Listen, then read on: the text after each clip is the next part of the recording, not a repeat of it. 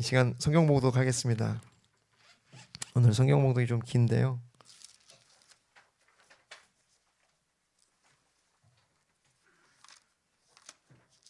성경 말씀 자체가 살아있고 운동력이 있어 우리의 영혼과 골수를 쪼개고 우리 가운데 역사함을 믿으십니까? 네, 그러한 마음으로 제가 봉독할 때 함께 눈으로 읽어주시기를 바랍니다. 빌립보서 2장 1절부터 18절 말씀입니다. 빌립보서 2장 1절부터 18절 말씀 봉독해드립니다. 그러므로 그리스도 안에 무슨 권면이나 사랑의 무슨 위로나 성령의 무슨 교제나 긍휼이나 자비가 있거든 마음을 같이하여 같은 사랑을 가지고 뜻을 합하여 한 마음을 품어 아무 일에든지 다툼이나 허용으로 하지 말고 오직 겸손한 마음으로 각각 자기보다 남을 낮게 여기고 각각 자기 일을 돌아볼 뿐더러 또한 각각 다른 사람의 일을 돌아보아 나의 기쁨을 충만하게 하라. 너희 안에 이 마음을 품으라. 곧 그리스도 예수의 마음이니 그는 근본 하나님의 본체시나 하나님과 동등됨을 취할 것으로 여기지 아니하시고 오히려 자기를 비워 종의 형체를 가지사 사람들과 같이 되셨고 사람의 모양으로 나타나사 자기를 낮추시고 죽기까지 복종하셨으니 곧 십자가에 죽으심이라. 이러므로 하나님이 그를 지극히 높여 모든 이름 위에 뛰어난 이름을 주사 하늘에 있는 자들과 땅에 있는 자들과 땅 아래에 있는 자들로 모든 무릎을 예수의 이름에 꿇게 하시고 모든 입으로 예수 그리스도를 주라 시인하여 하나님 아버지께 영광을 돌리게 하셨느니라. 그러므로 나의 사랑하는 자들아 너희가 나 있을 때뿐 아니라 더욱 지금 나 없을 때에도 항상 복종하여 두렵고 떨림으로 너희의 구원을 이루라. 너희 안에서 행하시는 이는 하나님이시니 자기의 기쁘신 뜻을 위하여 너희에게 소원을 두고 행하게 하시나니 모든 일을 원망과 시비가 없이 하라. 이는 너희가 흠이 없고 순전하여 어그러지고 거스르는 세대 가운데서 하나님의 흠없는 자녀로 세상에서 그들 가운데 빛들로 나타내며 생명의 말씀을 밝혀 나의 다름질이 헛되지 아니하고 수고도 헛되지 아니하므로 그리스도의 날에 내가 자랑할 것이 있게 하려 함이라. 만일 너희 믿음의 재물과 섬김 위에 내가 나를 전제로 드릴지라도 나는 기뻐하고 너희 무리와 함께 기뻐하리니 이와 같이 너희도 기뻐하고 나와 함께 기뻐하라. 아멘. 기도하겠습니다. 하나님 아버지 감사합니다. 성탄 감사주일을 맞이해서 함께 예배할 수 있게 하시니 감사드립니다. 우리를 창조하신 하나님 아버지께서 이 시간 우리를 부르신 줄 믿습니다. 우리가 스스로 온 것 같아도 주님의 부르심이 없으면 주님 앞에 나올 수 없음을 고백합니다. 이 시간 부르신 주님의 자녀들, 주님의 아들과 딸들 주님 기억하여 주시고 주님의 말씀으로 임하여 주사 영원한 나라를 향하는 그 생명을 허락하여 주시옵소서. 이 시간 말씀을 나눕니다. 전합니다. 전하는 자나 듣는 자 가운데 성령의 충만함으로 한 성령으로 역사하여 주시옵소서. 특별히 오늘 이렇게 예배 가운데 처음 나온 우리 김혜성 성도님 기억하여 주시옵소서. 주님 사랑하는 딸을 주님 기억하여 주사 주님 모든 것 가운데 하나님 살아계신 하나님이 성도님을 기억하고 붙들고 계심을 알게 하사 이 예배를 통하여 하나님을 만나게 하시고 하나님을 알게 하여 주시옵소서. 그래서 주님, 주님의 사랑하는 성도님이 주님 하나님의 사랑을 깨달아 주님으로부터 소망과 힘을 얻을 수 있도록 인도하여 주시옵소서. 사랑하는 아들 경석이가 주님의 은혜 아래 지혜와 키가 자라게 하여 주시고 많은 사람의 사랑과 또 많은 사람들을 위하여 또 섬기는 그런 아들이 될 수 있도록 주님 성령으로 역사하여 주시옵소서. 감사드리며 예수님 이름으로 기도합니다. 아멘. 네, 메리 크리스마스입니다. 메리 크리스마스. 네, 지극히 높은 곳에서 하나님께 영광이요 땅에서는 하나님이 기뻐하시는 사람들 중에 평화로다. 아멘. 네, 오늘 본문 15절을 보시면요, 먼저 15절을 보시면 어그러지고 거스르는 세대 가운데라고 오늘의 현대사회를 진단하고 있습니다. 오늘을 얘기할 때 어그러지고 거스르는 세상이다라고 얘기하죠. 이와 같은 세상에서 예수 그리스도의 나심은 하나님을 기뻐하신 사람들 중에 평화죠. 소망이고 생명이고 구원이란 뜻입니다. 어그러지고 거스르는 세대, 어그러지고 스콜리오스, 그것은 구분, 심술궂은, 구부러진, 완고한, 그리고 고집센이란 뜻입니다. 거스르는 디아스트레포, 왜곡하다, 잘못 해석하다, 부패하다, 돌아서다. 완고하고 하나님으로부터 돌아서고 부패한 이 세상이라고 얘기하는 거죠. 여러분, 이 세상의 유일한 소망은 평화로우신 예수 그리스도인 줄 믿습니다. 그것을 기억하는 것이 크리스마스의 진정한 의미입니다. 소망 없는 세상에 소망으로 오셨다. 그것이 크리스마스의 진정한 의미입니다. 이 말씀처럼 세상은 완고하고 고집이 세고 부패한 곳입니다. 세상을 살아가면 살아갈수록 더욱 알게 되죠. 젊은 때에는 사실 조금은 세상을 뭐라 그럴까요? 이상적으로 보긴 합니다. 젊을 때에는 세상이 좀 더 살만한 세상인 줄 알아요. 그래서 뭔가 내가 열심히 하면 살만한 세상으로서 뭔가 될 것 같다고 생각하지만, 여러분, 우리가 나이를 먹고 어른이 되면 될수록 우리는 사실 굉장히 회의적으로 될 수밖에 없습니다. 여러분, 점점 우리가 시간이 지나면서 말수가 적어지고 할 말이 없어지는 이유가 뭡니까? 더 이상 세상이 소망이 없음을 알았기 때문이죠. 젊었을 때에는 잘 뭔지 몰라서, 뭐가 뭔지 잘 몰라서 세상이 뭔가 살만한 것 같고 뭔가 될 것 같지만, 나이가 먹고 시간이 지나 보면 압니다. 세상에 소망이 없다는 것을. 그러한 세상의 모습이 사실 빌립보 교회에도 있었던 것 같아요. 그래서 빌립보 교회는요, 여러분 이렇게 보면은 빌립보 교회는 마케도니아, 즉 유럽의 첫 번째 교회였습니다. 사도행전 16장을 보면요, 두아디라라는 시의 자색 옷감 장사였죠. 루디아를 통해서 바울이 세운 교회가 빌립보 교회예요.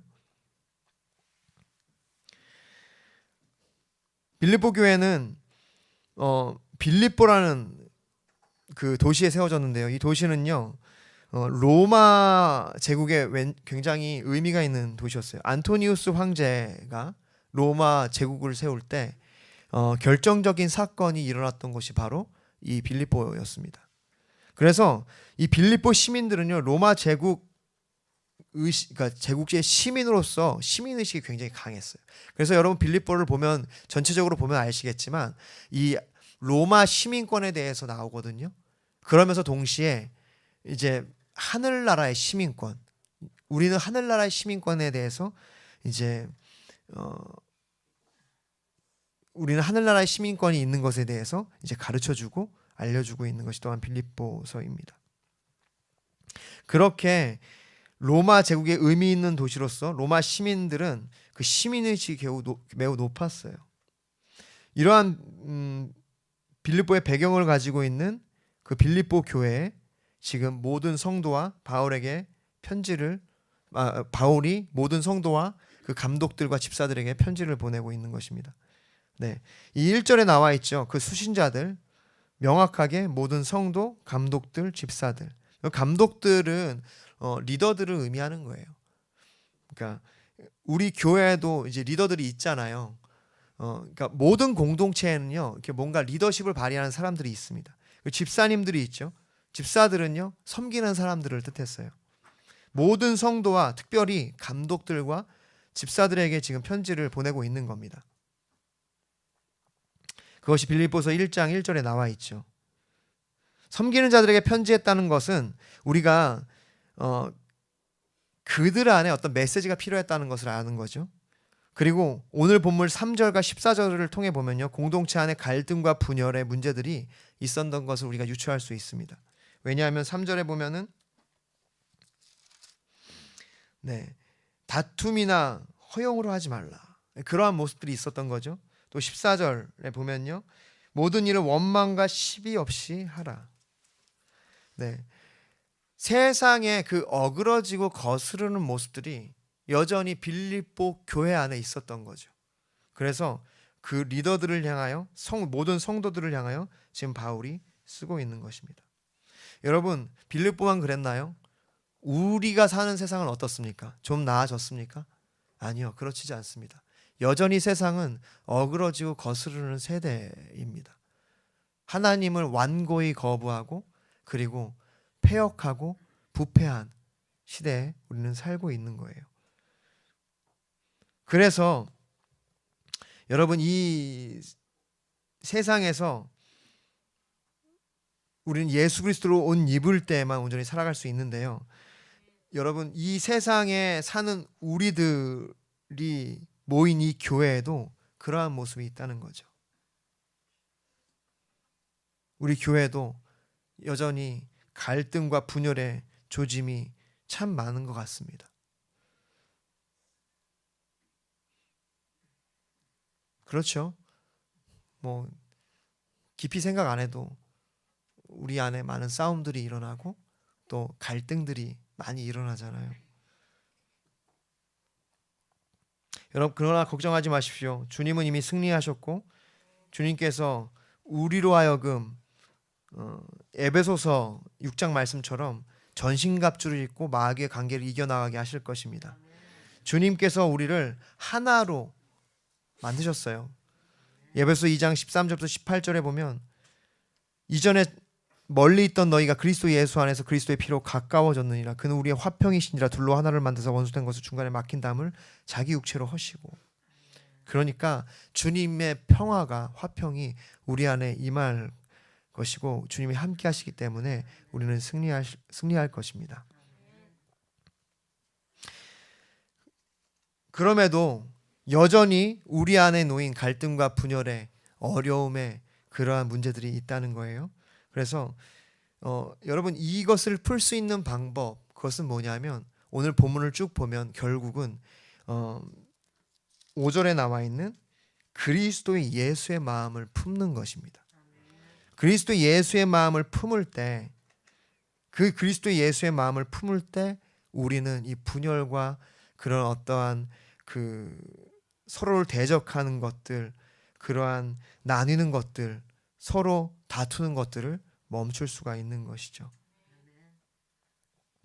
그래서 우리가 함께 오늘 본문을 살펴봄으로써 그 예수 그리스도의 마음을 통해서 우리가 어떻게 하나 될 수 있는지, 어떻게 우리 안에 있는 이러한 모든 그 갈등과 그러한 분열을 이겨나갈 수 있는지, 교회가 하나가 될 수 있는지 함께 보기를 원합니다. 첫 번째는 겸손입니다. 우리 1절부터 4절 함께 읽겠습니다. 빌립보서 2장 1절부터 4절입니다. 시작. 그러므로 그리스도 안에 무슨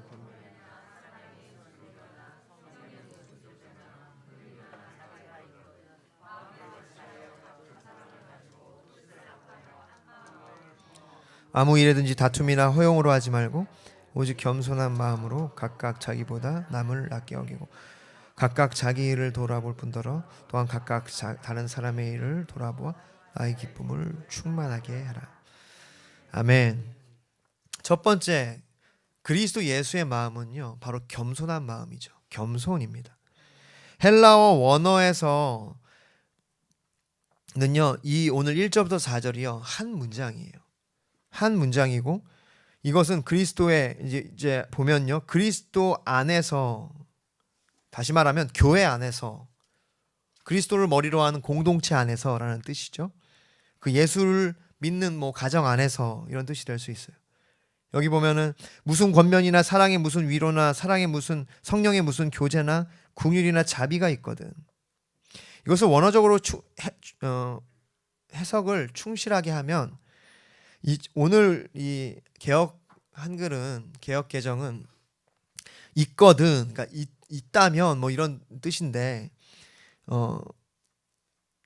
원어적으로 좀 더 충실하게 해석하면 권면들과 사랑의 위로들과 성령의 교제와 긍휼과 자비가 있을 것이다.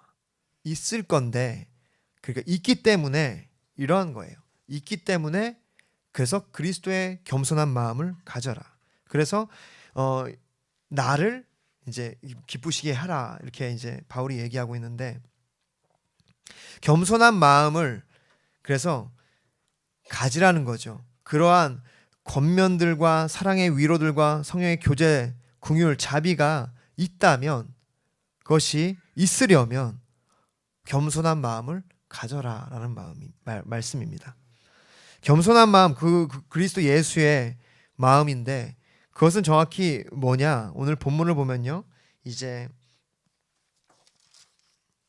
본문 2절을 보면 마음을 같이하여 같은 사랑을 가지고 뜻을 합하여 한 마음을 품어.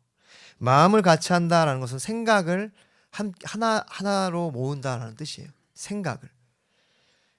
같은 사랑을 가지고 그리고 뜻을 합하여. 이것은 뜻을 합하는 것은 어떤 의지적으로 뭔가 마음을 합하는 거예요. 사실 이것은 비슷한 단어로 지금 나열하고 있는 거예요. 그러니까 이 뜻은 뭐냐면 한마디로 한 마음을 가져라. 그러니까 첫째도 한 마음, 둘째도 한 마음, 셋째도 한 마음이란 뜻이에요. 여러분 겸손한 마음은요. 마음을 같이 하는 겁니다. 한 마음을 갖는 거예요. 여러분 교만의 특징은 어떤 것입니까? 그것은요. 섞이지 않는 거예요. 한 마음을 품지 못합니다. 왜냐하면 자기가 우월하고 특별하다고 생각하기 때문에 자기의 것을 주장하고 그것을 강하게 내세우기 때문에 잘 섞이지가 않아요. 겸손한 마음은 한 마음을 갖는 것이에요. 내 주장을 내려놓고 섞이기 시작합니다. 처음에는 자기의 의견을 내놓지만 이내 그것이 다른 사람이 뭔가 받아들이지 못하고 그것이 더 이상 이제 뭐 채택을 받지 못할 때 기꺼이 그것을 내려놓고 사람들이 함께 선택한 것들에 아니면 리더가 선택한 것들에 기꺼이 따라가는 것이 바로 겸손한 마음이라는 거죠. 교만한 사람들의 특징은 또 무엇입니까? 섞이긴 섞이는데 굉장히 기분이 안 좋게 섞인다는 거예요. 막 그냥 따라가요. 그런데 표정이 안 좋습니다. 여러분 우리가 잘 알잖아요. 공동체 안에서. 여러분 내가 만약에 교회 안에서 너무 표정이 일관되지 않는다면 돌아봐야 합니다. 혹시 내가 그리스도의 마음, 겸손한 마음, 하나 되는 마음이 아니라 혹시 교만한 마음, 나만 우월하고 내가 맞다고 주장하는 마음에 쌓여 있지는 않은지. 정말 그래요. 겸손한 사람은요. 일단 표정이 밝습니다. 어떠한 상황과 환경과 무슨 상황이 놓여 있더라도 좋은 표정을 가지고 있죠. 그런데 교만한 사람의 특징이 뭐냐면 굉장히 그 표정이 업앤다운이 있다는 거예요. 좋을 땐 되게 좋은데 안 좋을 때는 정말 한없이 안 좋습니다. 여러분 그것은 왜 그래요? 우리의 마음이 얼굴로 표출되기 때문이에요. 할렐루야. 우리의 이 얼굴에 언제나 은혜와 진리가 풍성하기를 바랍니다. 우리 안에 언제나 그렇게 겸손한 마음을 통해서 평안함이 묻어날 수 있기를 바라요. 그 표정과 마음은 우리 모두가 잘 느끼죠. 그래서 겸손한 사람은 한 마음을 품는 사람이고 그 사람은 언제나 모든 사람들에게 그렇게 그 어떤 부드러운 표정과 마음으로 서로를 대하는 그런 사람이라는 거예요. 세 번째 또 보면요. 아무 일에든지 다툼이나 허용으로 하지 말고 오직 겸손한 마음으로 각각 자기보다 남을 낮게 여기고. 여기 보면은 그 겸손은 무엇입니까? 다툼과 허용으로 하지 않는 거죠. 무슨 일이나 다툼과 허용으로 하는 것들이 있어요. 다툼 이거는 에리데이아 이것은요 당쟁이라는 뜻이고 음모 쟁투라는 거예요. 그러니까 이것은 어떤 일을 할 때 내 안에서 어떤 음모와 당쟁 같은 그런 욕구들이 있다는 거예요. 그러니까 뭔가 내 거를 주장하는 당쟁이 뭡니까? 그냥 무턱대고 자기 거들을 주장하는 거잖아요. 그러니까 뭐 그러한 모습들을 내 안에 가지고 있는 거죠. 그래서 되게 투쟁적이에요. 그래서 섞이지 않는다는 말이 사실은 굉장히 투쟁적이라는 거예요. 그래서 자기 것을 굉장히 주장하고 그리고 그것만 나만 옳다고 얘기하는 거죠. 허영은 무엇입니까? 케노독시아 이것은 자기 자만을 뜻합니다. 그러니까 우월감이죠. 여러분 우월감은 열등감인 거 아십니까? 우리가 우월감을 갖는 것은요. 내가 열등감이 있다는 증거입니다. 그러니까 내가 열등감이 있으면 내가 우월감으로 그걸 표출해요. 되게 무서운 겁니다. 잘 몰라요. 어떤 사람이 그래요. 저는 굉장히 자존감이 높습니다. 그렇게 말하는 사람 치고 자존감 높은 사람은 제가 정직하게 본 적이 없습니다. 자존감 높은 사람은 자기가 자존감이 높다고 얘기를 안 하더라고요. 그러니까 자존감이 높다고 얘기하는 건 자기가 약간 우월감이 있다는 것을 표출하는 거거든요. 이걸 왜 제가 잘하냐면 제가 그랬어요. 제가 요즘 보면 알겠지만 저는 약간 폼사잖아요. 지금도 아마 죽을 때까지 그럴 건데 죄송합니다. 이런 말씀. 저희 아버지가 그랬어요. 멋지게 폼사로 끝까지 사셨는데 제가 굉장히 우월감이 있었어요. 되게 잘난 줄 알았습니다. 그래서 이제 제가 주님을 만나고 다 깨졌는데, 그런데 여전히 그 성품들이 남아서 공동체 안에서 자꾸 우월감을 나타내서 제가 얼마나 싸웠는지 몰라요. 지금도 굉장히 싸웁니다. 그것이 뭐냐면 바로 허영이라는 거예요. 그러니까 자기가 뭔가 우월하다고 느끼고 그것을 주장하고 그것을 만족해서 살아가는 것. 그러면 그 안에는 사실 하나 될 수 없는 마음이 싹트게 되는 거죠. 왜냐하면 내가 우월하고 내가 뭔가 더 나은 사람이기 때문에 다른 사람을 낮게 여기질 않아요. 낮게 여기죠. 나는 높고 넌 낮고 이렇게 여기죠. 그럼 왜 그렇습니까? 결국 그걸 왜 그러냐면 자신을 의지한다는 거예요. 자신의 멋으로 살아간다는 거예요. 자기 멋. 여러분, 그런데 인생이 비참한 건 무엇인지 아십니까? 자기가 자신을 의지해서 자신을 증명하려고 하면 사실 자신에게는 증명할 것이 없는 게 인생이에요.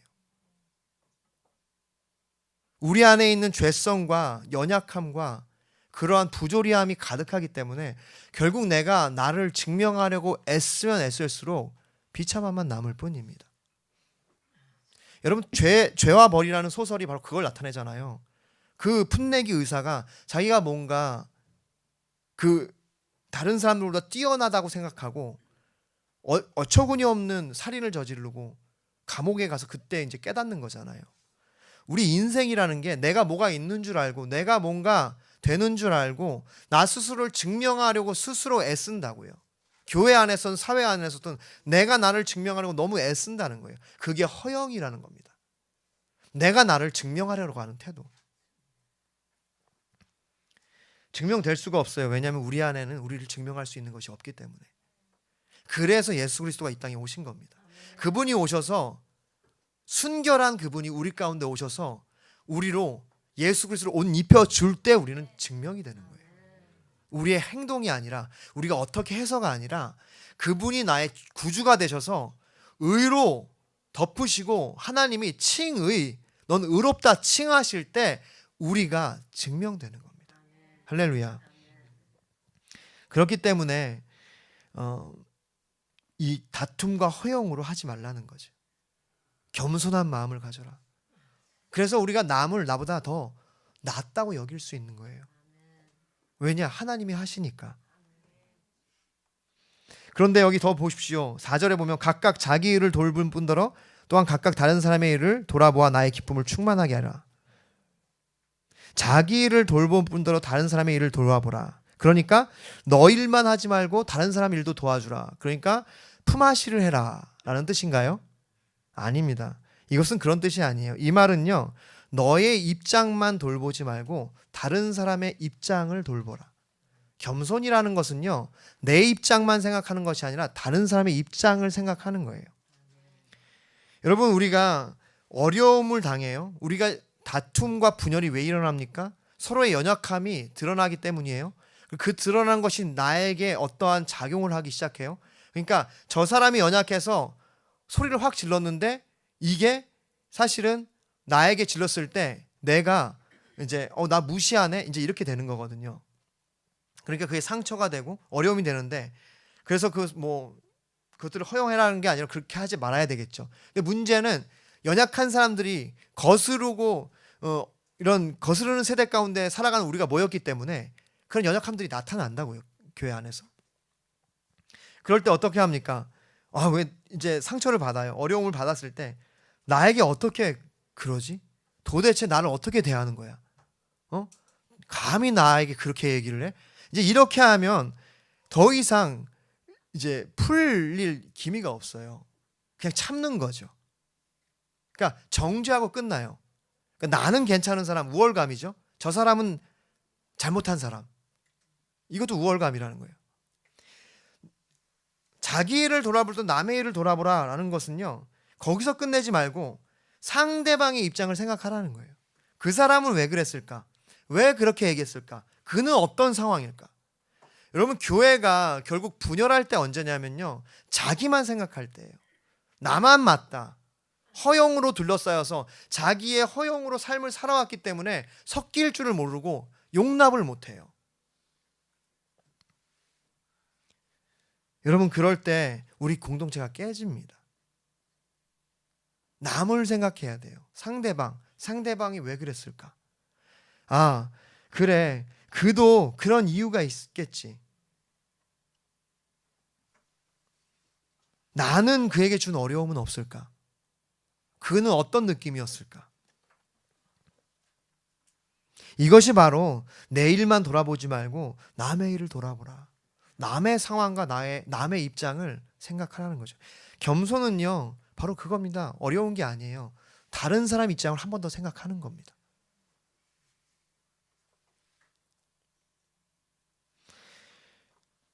예수님이 이 땅에 오신 것, 그것이 겸손이잖아요. 낮아지신 건데요. 우리가 다른 사람의 입장을 돌아보는 것은요, 그것은 그 사람의 수준으로 맞춰주는 것을 의미해요. 그러니까 내 수준을 낮추는 것이 아니라 그 사람의 수준의 눈높이로 내려가는 것을 의미합니다. 다른 말로 하면 이런 겁니다.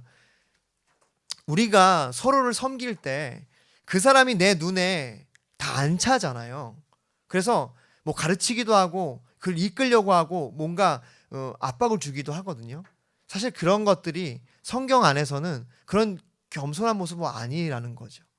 그러니까 그 사람에게 공간을 주고 그 수준으로 내려가는 것, 그것을 신학적으로 맞추심이라고 얘기합니다. 주님이 우리에게 맞춰주신 거예요. 아무 자격 없고 연약하고 여전히 알아듣지 못하는 우리에게 맞춰주셔서 기다리시고 공간을 주시고 생각하고 깨달을 여건을 주시는 것. 그런데 우리가 그렇게 사랑을 받고 만 달란트를 탕감받고는 다른 사람에게 그 일을 하지 않는다는 거예요. 맞춰줘야 되는 거예요. 우리가 그 사람이 어땠을까? 그 사람이 어떤 생각을 가지고 있었을까? 어떤 마음이었을까? 왜 그랬을까? 그렇게 하는 것이 바로 겸손입니다. 그것이 바로 그리스도 예수의 마음인 줄 믿습니다. 두 번째, 그것은요, 복종하는 마음이에요. 복종. 두 번째는 복종입니다.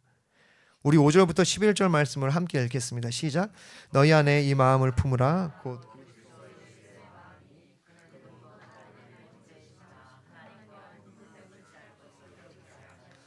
오히려 자기를 비워 종의 형체를 가지사 사람과 같이 되셨고 사람의 모양으로 나타나사 자기를 낮추시고 죽기까지 복종하셨으니 곧 십자가에 죽으심이라.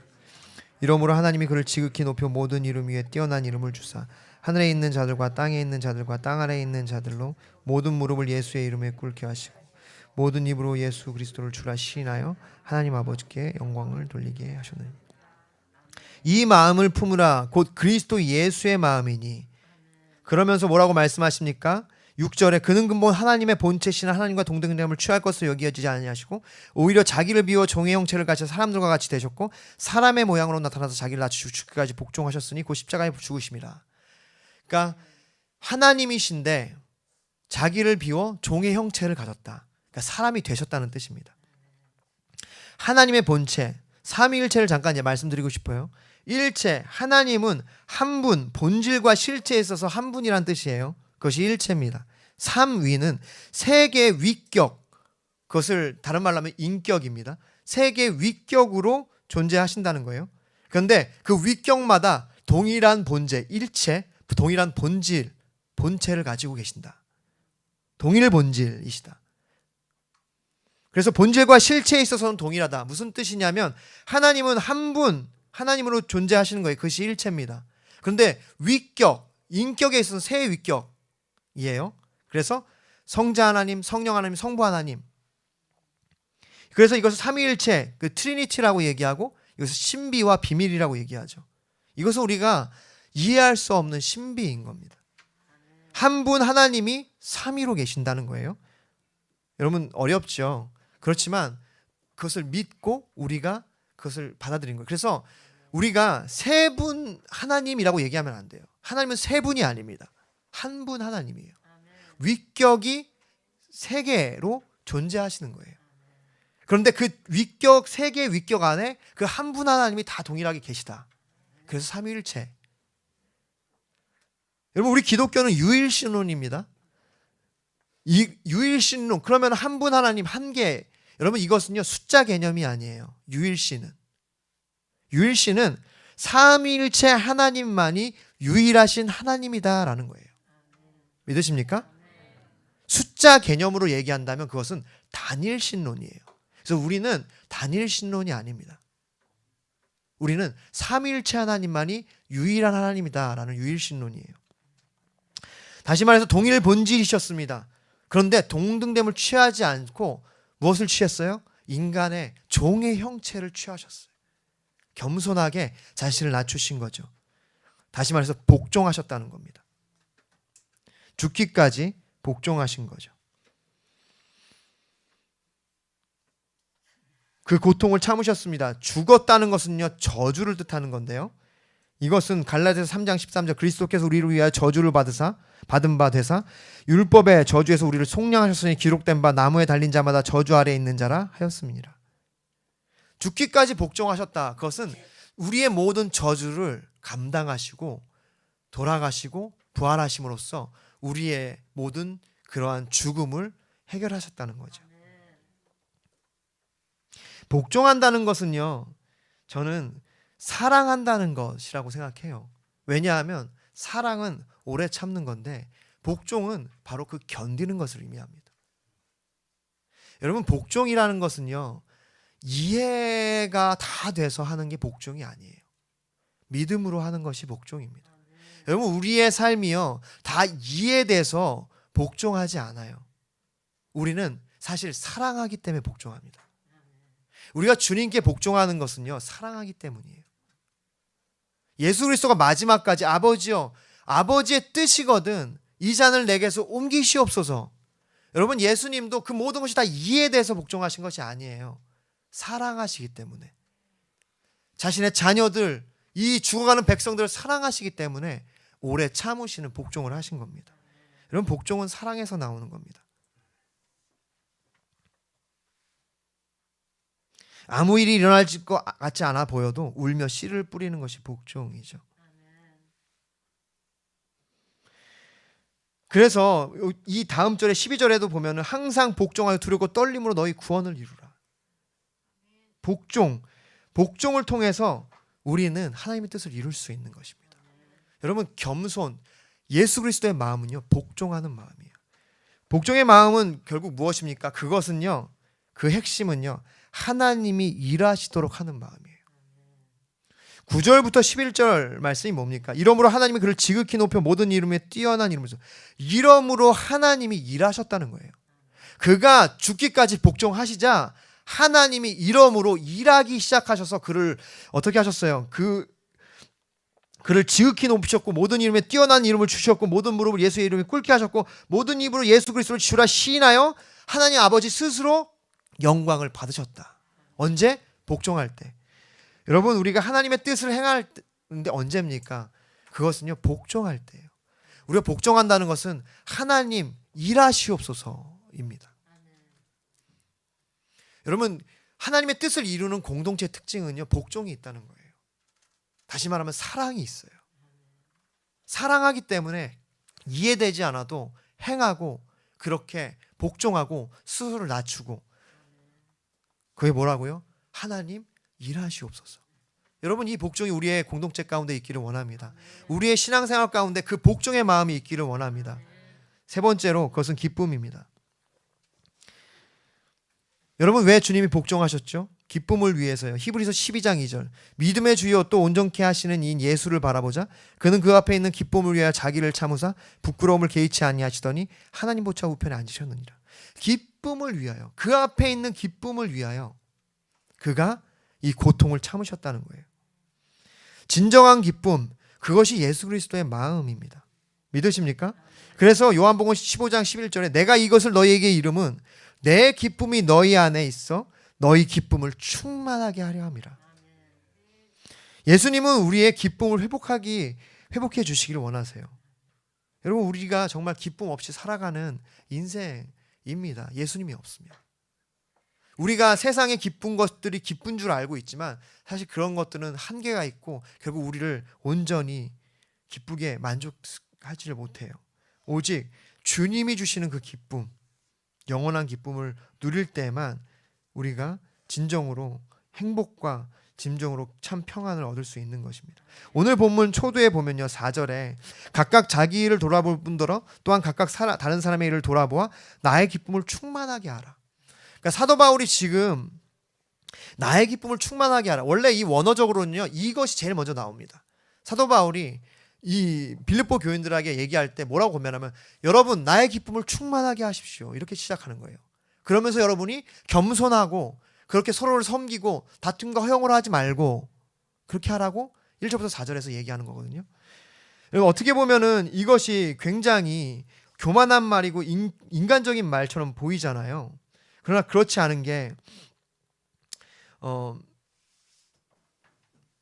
여러분, 이것은 사도 바울이 진짜 그리스도의 그 진리를 깨달았기 때문에 할 수 있는 말이었습니다. 여러분, 우리가 왜 겸손한 마음을 가져야 하냐면,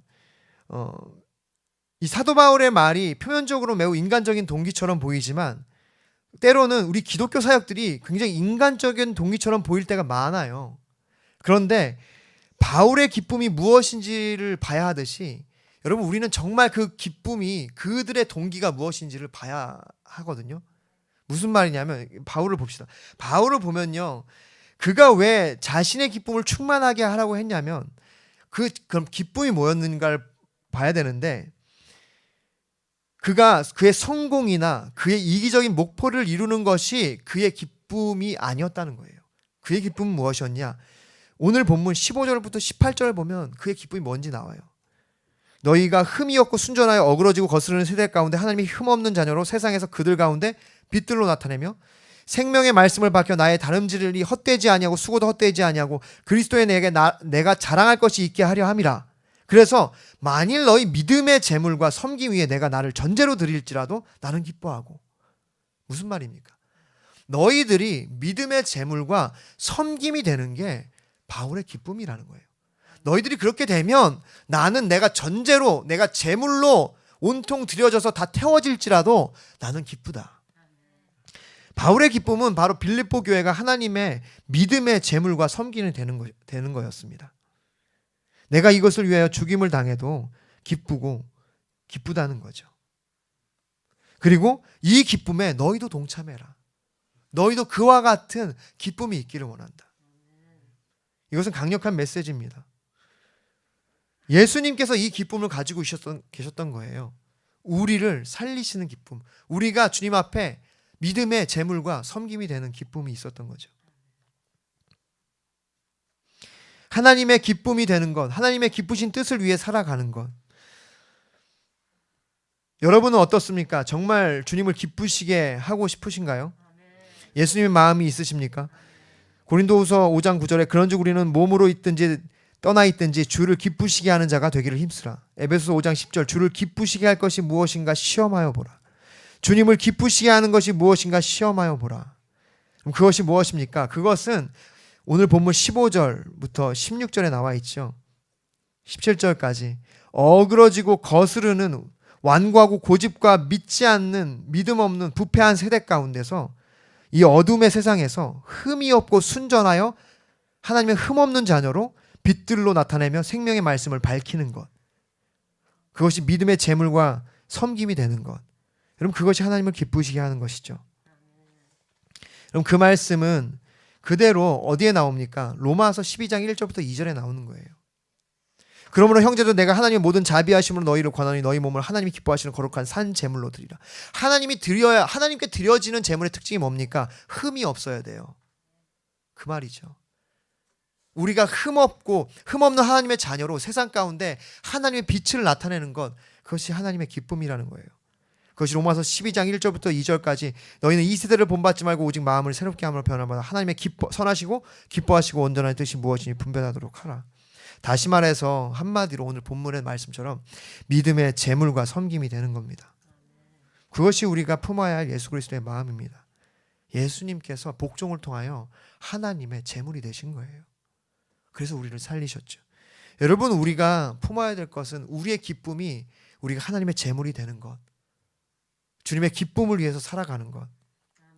바울이 가지고 있던 그 기쁨, 그래서 17절 18절 만일 너희의 믿음의 재물과 섬김 위에 내가 나를 전제로 드릴지라도 나는 기뻐하고 너희 무리와 함께 기뻐하리니 이와 같이 너희도 기뻐하고 나와 함께 기뻐하라. 하나님의 재물이 되는, 믿음의 재물이 되는, 믿음의 섬김이 되는 기쁨이 너희 안에 있기를 원한다라는 거죠.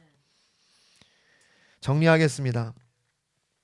여전히 우리 교회도 갈등과 분열의 위험에 노출되어 있습니다.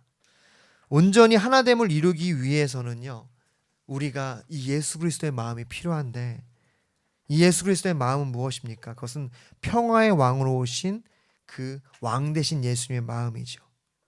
그것이 바로 좀 전에 말씀드렸던 겸손한 마음과 복종의 마음과 기쁨의 마음입니다.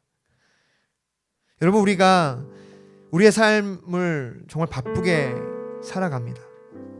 그래서 어느 순간 우리도 모르게 겸손과 복종과 기쁨을 잃어버리고 있는지 우리를 돌아보기를 원합니다.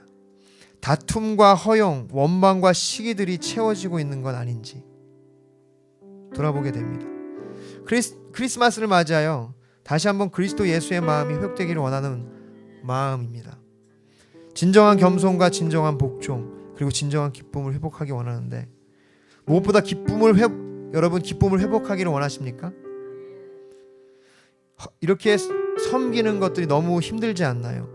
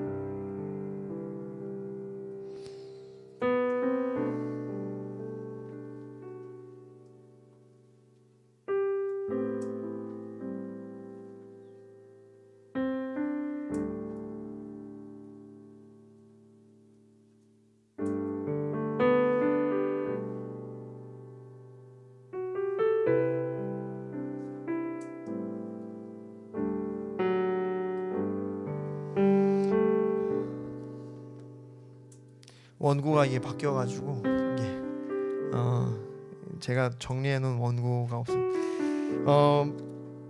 네.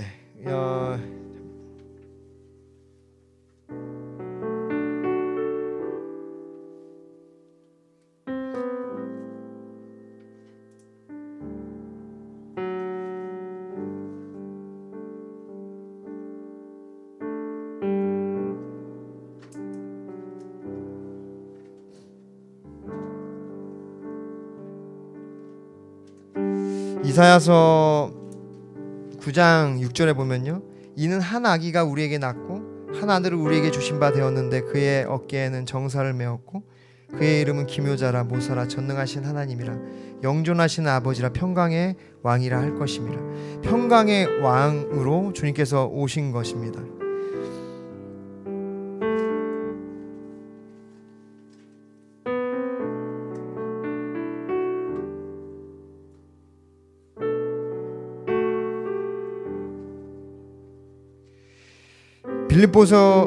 예배소서에서는 이렇게 말씀하고 있어요. 예배소서 4장 1절부터 보면요, 그러므로 주 안에 갇힌 내가 너희를 권하노니 너희가 부르심을 받은 일에 함께 행하여 모든 겸손과 온유로 하고 오래 참음으로 사랑 가운데서 서로 용납하고 평안에 매는 줄로 성령이 하나게 되게 하신 것을 힘써 지키라. 그러니까 우리 공동체가 여러 가지 분열이 있고 갈등이 계속해서 아마 있을 거예요. 그럴 때 우리가 그 모든 갈등과 분열을 이길 수 있는 것은 바로 예수 그리스도의 마음을 품는 것입니다. 그것이 뭐냐면 바로 겸손과 복종과 기쁨을 회복하는 건데, 그것이 바로 오늘 여기서 얘기하는 평안에 매는 줄이라고 저는 믿습니다. 평안, 주님의 평강의 왕으로 오셨죠. 그 예수 그리스도의 마음을 우리가 가질 때 우리가 그 모든 갈등과 문제를 해결할 수 있는 것입니다.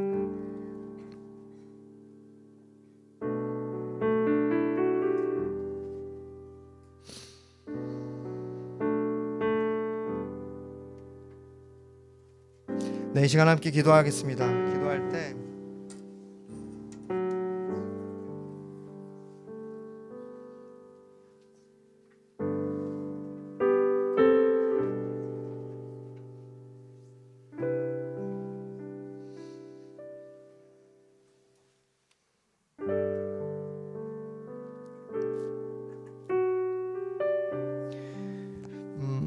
에베소서 2장 13절에 이제는 전에 멀리 있던 너희가 그리스도 예수 안에서 그리스도의 피로 가까워졌느니라. 그는 우리의 화평이신지라 둘로 하나를 만드사 원수된 것 곧 중간에 막힌 담을 자기 육체로 오시고 법조문으로 된 계명의 율법을 폐하셨으니 이는 이 둘로 자기 안에서 한 세 사람을 지어 화평케 하시고 또 십자가로 이 둘을 한 몸으로 하나님과 화목하게 하려 하심이라.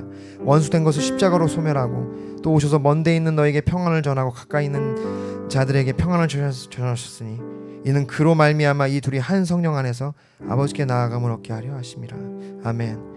예수 그리스도는 화평이십니다.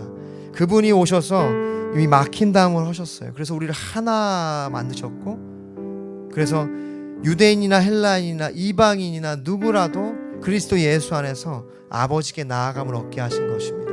그 은혜가 우리 가운데 있기를 바랍니다. 그 하나됨이 우리 안에 있기를 바랍니다. 더 이상 우리가 모든 분열과 갈등을 그치고 예수 그리스도의 마음으로 하나됨을 이뤄가기를 원합니다. 시간 함께 기도할 때 우리가 안에 여전히 예수 그리스도의 마음이 필요한 분, 그 은혜가 필요한 분이 많죠.